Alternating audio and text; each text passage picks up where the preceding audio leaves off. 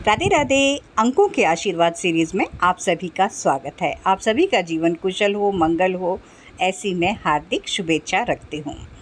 आज हम भरणी नक्षत्र, जो कि वैदिक ज्योतिष के 27 नक्षत्रों में से दूसरा नक्षत्र है, आज हम उसके बारे में जानेंगे। इस नक्षत्र के स्वामी जो हैं वो शुक्रदेव हैं और इसके देवता यमदेव हैं। इस नक्षत्र के जो चारों चरण हैं वो मेष राशि में आते हैं, इसलिए इस नक्षत्र में जन्मे जातकों पर मंगल और शुक्र ग्रह का पूर्ण प्रभाव रहता है। भरणी अर्थात भरण करने वाला, पालन पोषण करने वाला, तो ये लोग अपने परिवार का पालन पोषण करने वाले होते हैं। इस नक्षत्र की ऊर्जा संघर्ष के बाद उत्तम फल देने वाली होती है, क्योंकि ये स्त्री प्रजनन अंग की ऊर्जा को दर्शाता है। जैसे माँ 9 महीने की पीड़ा के बाद सुंदर फल रूपी बच्चे को जन्म देती है, उसी तरह से ये चीज़ों को आगे ले जाने वाले, परिवर्तन करने वाले होते हैं। इनका जो एनिमल सिंबल होता है वो हाथी होता है, तो ये लोग किसी की भी बातों पर ध्यान नहीं देते हैं, दिमाग को कभी भी ब्लॉक नहीं रखते हैं, बातों को लंबा नहीं खींचते हैं, आकर्षक व्यक्तित्व वाले होते हैं, सत्य बोलने वाले होते हैं, दृढ़ प्रतिज्ञ, निरोगी होते हैं। वाक्पटुता शुक्र के कारण इनके अंदर बहुत अच्छी होती है। थोड़ा अधिक भोग विलास वाले होते हैं, अतिकामी होते हैं, सुंदर होते हैं, आकर्षक व्यक्तित्व होता है, मददगार होते हैं, सलाहकार भी होते हैं, क्षमाशील और थोड़ा सा स्ट्रेट फॉरवर्ड। मंगल की ऊर्जा भी इसके साथ अपना पूर्ण प्रभाव देती है। इनमें धन कमाने की योग्यता होती है, सेवा भाव वाले होते हैं, थोड़ा इजी लाइफ वाले होते रहते हैं। विवाह के बाद इनका भाग्य उदय होता है। वैवाहिक जीवन इनका सुखी होता है। छोटा काम पसंद नहीं करते और हमेशा बड़े काम करते हैं। बिजनेस में कामयाब होते हैं। इनकी कार्य क्षमता अच्छी और सहनशीलता भी होती है। बड़े आनंद में रहने वाले होते हैं। आत्मसम्मानी बहुत अधिक होते हैं। वैसे तो ये आमतौर पर मध्यम काठी के ही होते हैं, लेकिन अगर शाम का, दोपहर के बाद का इनका जन्म हो तो इनका कद लंबा भी हो सकता है।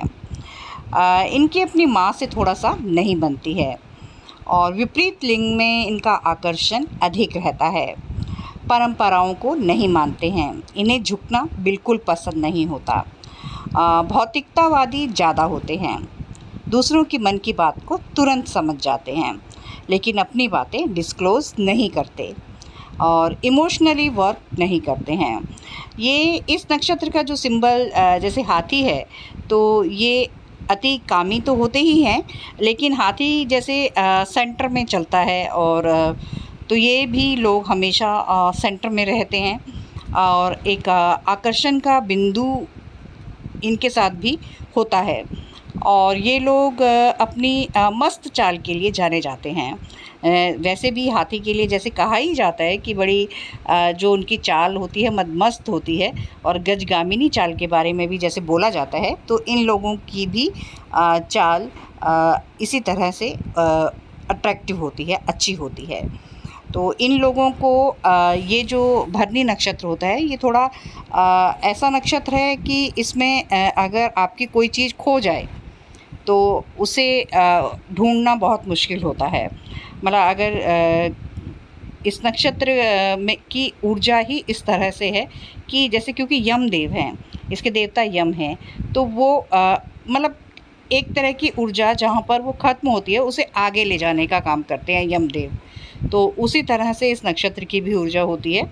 तो इस नक्षत्र में अगर कोई भी चीज़ खोती है तो उसका मिलना बहुत मुश्किल होता है, वो नहीं मिल पाती है। इस नक्षत्र के लोगों को अपने जीवन काल में हाथी को अगर कभी भी कुछ खिलाने पिलाने का अगर इन्हें मौका मिले तो इन्हें ज़रूर खिलाना चाहिए। हाथी का कोई भी पेंटिंग या हाथी का कोई भी एंटीक पीस, सुंदर से स्टैचूज़ अपने घर पे, अपने वर्क प्लेस में इन्हें रखना चाहिए। इन्हें अपने जीवन काल में आंवले के पेड़ को ज़रूर लगाना चाहिए।